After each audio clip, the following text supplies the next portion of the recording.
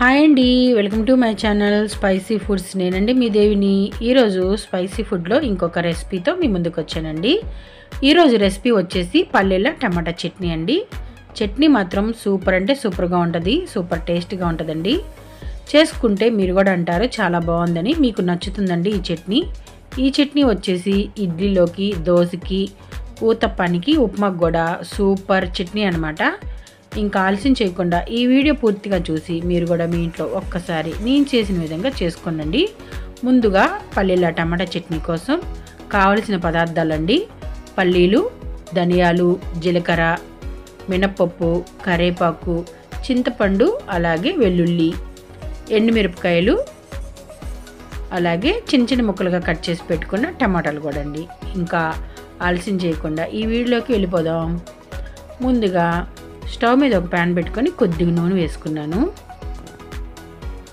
నూనె కాగిన తర్వాత మినప్పప్పు అండి, ఇవన్నీ సిమ్లో పెట్టుకొని వేయించుకోవాలన్నమాట. మినప్పప్పు వేగుతున్నప్పుడు కొద్దిగా ధనియాలు కూడా వేసుకుంటున్నాను.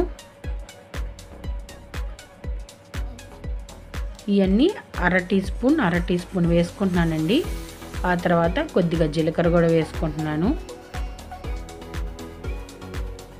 జీలకర్ర వేగిన తర్వాత కొద్దిగా కరివేపాకు, ఇవన్నీ బాగా ఫ్రై చేసుకోవాలి.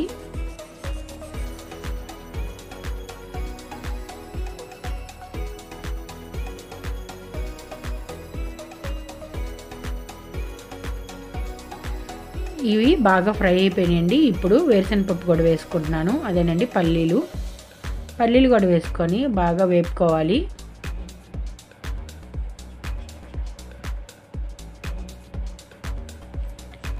ఇవి కూడా బాగా ఫ్రై అయినాయండి. ఇప్పుడు ఎండుమిరపకాయలు కూడా వేసుకుంటున్నాను. మన టేస్ట్ కొలదండి, కారం మనం ఎంత తింటామో అన్ని ఎండుమిరపకాయలు. కానీ చట్నీ కొద్దిగా స్పైసీగా ఉంటేనే చాలా బాగుంటుందండి. నేనైతే కాస్త ఎండుమిరపకాయలు వేసుకుంటున్నాను ఎక్కువ. మీరు వద్దు అనుకుంటే తగ్గించి వేసుకోనండి. ఇవి కూడా బాగా ఫ్రై చేసుకొని ఇవన్నీ ఒక మిక్సీ బౌల్లోకి తీసుకుంటున్నాను.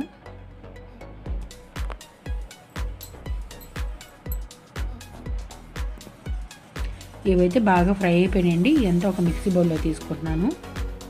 ఇప్పుడైతే సన్నగా కట్ చేసి పెట్టుకున్న టమాటాలు కూడా ఈ ప్యాన్లో వేసుకొని ఇవి కూడా బాగా మగ్గిపోవాలండి. ఇప్పుడు కొద్దిగా చింతపండు, ఈ చింతపండు కూడా ఈ టమాటాలు బాగా మగ్గిపోవాలి.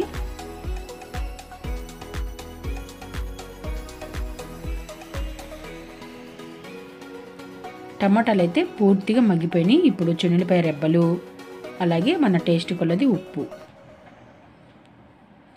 ఇందాక మనం మిక్సీ బౌల్లోకి ఎండుమిరపకాయలు, అలాగే శనగపప్పు, వేరుశనగపప్పు ఇవన్నీ తీసుకున్నాం కదండి, అవి మెత్తగా గ్రైండ్ చేసుకున్నాను. ఇవి చల్లారిన తర్వాత ఇది కూడా అదే మిక్సీ బౌల్లో వేసుకొని చట్నీ ప్రిపేర్ చేసుకున్నానండి. ఇప్పుడు చట్నీకి తాలింపు అనేది పెట్టుకుందాము. స్టవ్ మీద ఒక ప్యాన్ పెట్టుకొని కొద్దిగా నూనె వేసుకొని కొద్దిగా నూనె కాగిన తర్వాత తాలింపు గింజలు, ఆవాలు, మినపప్పు, జీలకర్ర అవి కొద్దిగా వేగిన తర్వాత కరివేపాకు వేగిన తర్వాత ఎండుమిరపకాయలు. అంతేనండి, తాలింపు రెడీ అయిపోయింది.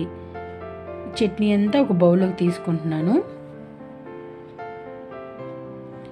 చట్నీలోకి ఎప్పుడు చల్లని వాటర్ అనేది వేయమాకండి, గోరువెచ్చని నీళ్ళు వేసుకోనండి. చట్నీ 2 రోజులు నిలవ ఉంటుంది. గోరువెచ్చని నీళ్ళు అయితే చట్నీ 2 రోజులు నిలవ ఉంటుందండి. Easy tip. ఇప్పుడు తాలింపు కూడా వేసేసుకుంటున్నాను.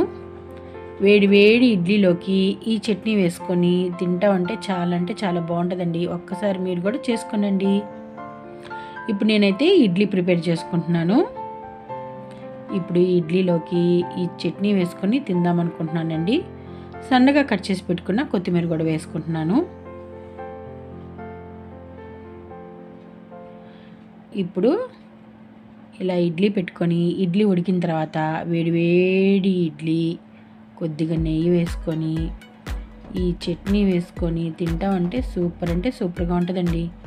ఒక్కసారి మీరు కూడా ట్రై చేయండి.